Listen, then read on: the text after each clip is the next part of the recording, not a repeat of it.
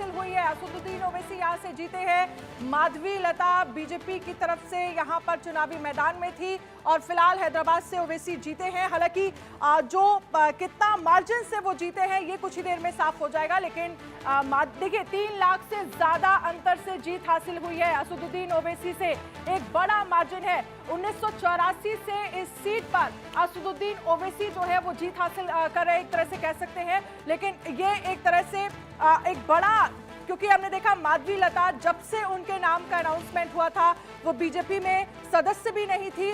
लेकिन नरेंद्र सिंह तोमर क्या कुछ करे, एक बार ये सुनिए सर। एक सीट शेष बचती थी, उस पर भी इस बार कमल खिला है। 29 की 29 सीटों पर भारतीय जनता पार्टी की विजय हुई है। इसके लिए मैं मध्य प्रदेश की जनता का हृदय से बहुत आभार प्रकट करता हूं और केंद्रीय नेतृत्व और राज्य के नेतृत्व को हृदय से बहुत बधाई देता हूं और भारतीय जनता पार्टी के जो कार्यकर्ता हैं उनके परिश्रम को सलाम करता हूं।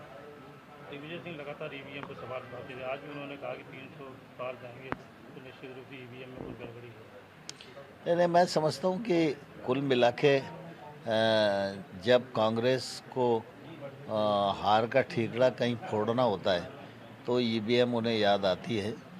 सब तरफ से यह सिद्ध हो चुका है कि ईवीएम से अच्छा निर्वाचन पद्धति के लिए कोई और मशीन नहीं है और उसका उपयोग ठीक प्रकार से हो रहा है। मैं समझता हूँ कांग्रेस के लोगों को भी, बाकी लोगों को भी भारत की जो चुनाव प्रक्रिया है उस पर गौरव होना चाहिए और इस चुनाव प्रक्रिया पर, चुनाव प्रक्रिया में पारदर्शिता पर और आसानी से हमारे यहाँ कुल मिला के चुनाव होते हैं और चुनाव परिणाम आते हैं, सरकारें बनती हैं, बिगड़ती हैं। इससे अच्छा डेमोक्रेसी का उदाहरण और कहाँ दुनिया में देखने को मिलता है।